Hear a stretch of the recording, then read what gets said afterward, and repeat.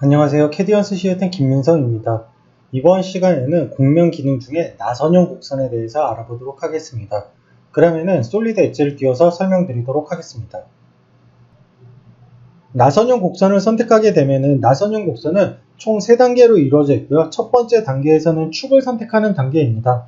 그래서 축에 대한 스케치를 미리 그려놨다라고 하면은 그 축을 사용하면 되지만, 만약에 나는 그려놓지 않았다라고 했을 때에는 특정 점과 여기에 있는 값을 입력해서 축을 선택할 수가 있고요. 아니면 한 번 더 클릭을 해서 축을 선택할 수도 있습니다. 그래서 저는 여기에다가 G축으로 100mm만큼 이라는 값을 줘서 축을 선택하도록 하고요. 자, 세 번째 단계에서는 이제 원에 대한 지름을 선택하라고 합니다.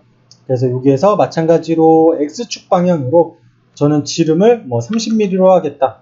반지름이죠. 자, 반지름을 30mm로 하겠다라고 하게 되면은 여기 매개변수 단계로 넘어온 거를 볼 수가 있습니다. 그래서 매개변수 단계를 통해서 이제 나선형 곡선을 그릴 수가 있는데요.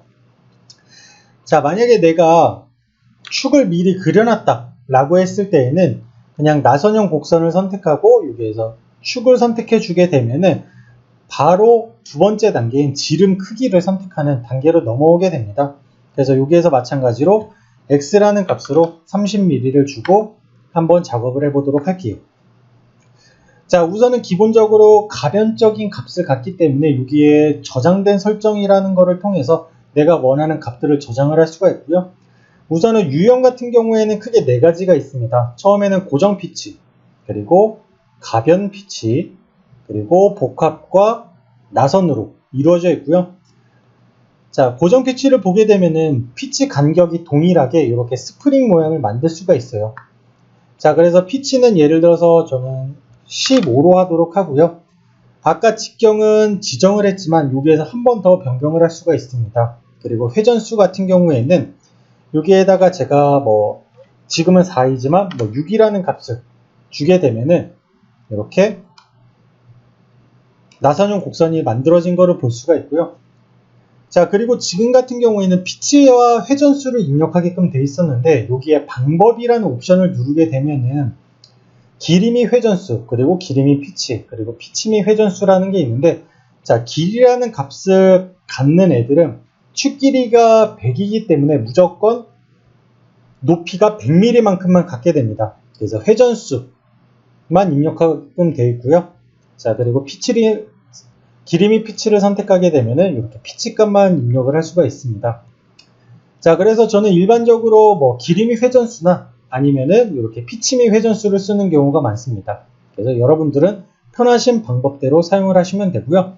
자, 회전 방향 같은 경우에는 오른쪽과 왼쪽 사용자가 원하는 대로 변경이 가능합니다. 그리고 필요에 따라서는 테이퍼도 줄 수가 있는데, 테이퍼 같은 경우에는 각도로 줄 건지 아니면은 직경으로 줄 건지 선택을 할 수가 있어요.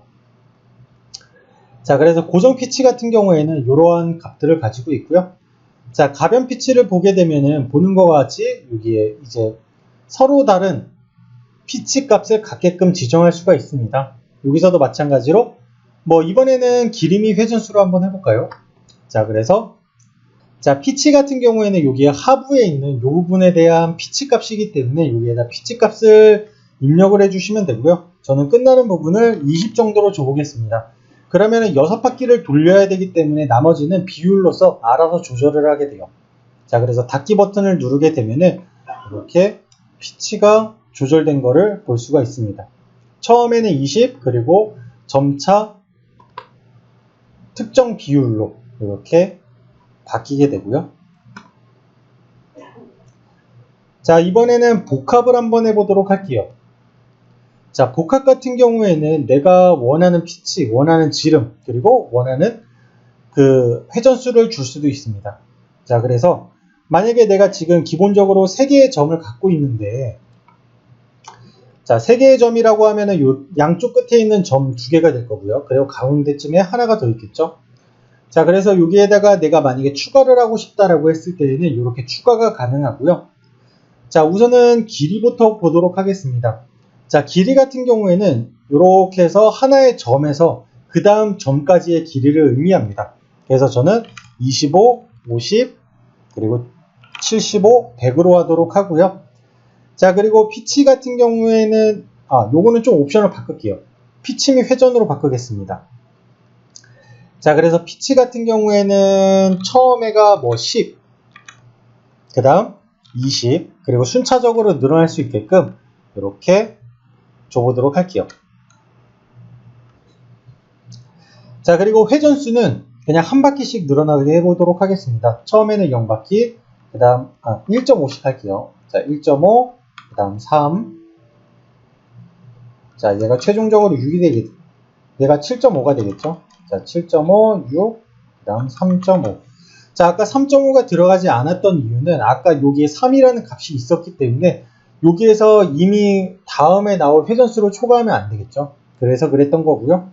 자, 직경 같은 경우에도 뭐 약간 호리병 모양을 만들고 싶다 라고 하면은 양쪽 끝에다가 우선 3을 주고, 자, 60, 그리고 중간에는 한 30 정도로 줘볼게요. 그러면은 요런 모양의 나선형 곡선이 만들어지게 되겠죠.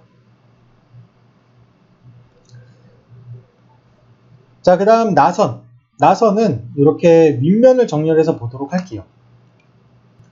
자, 우선 오류가 나 있는데, 오류가 나 있는 이유는 여기 시작 직경이 60이고요. 그리고 방사형 피치가 20, 그리고 회전수가 6인데, 자, 보면은 피치가 20에 회전수가 60이라고 하면은 최소한 길이가 120은 필요하잖아요.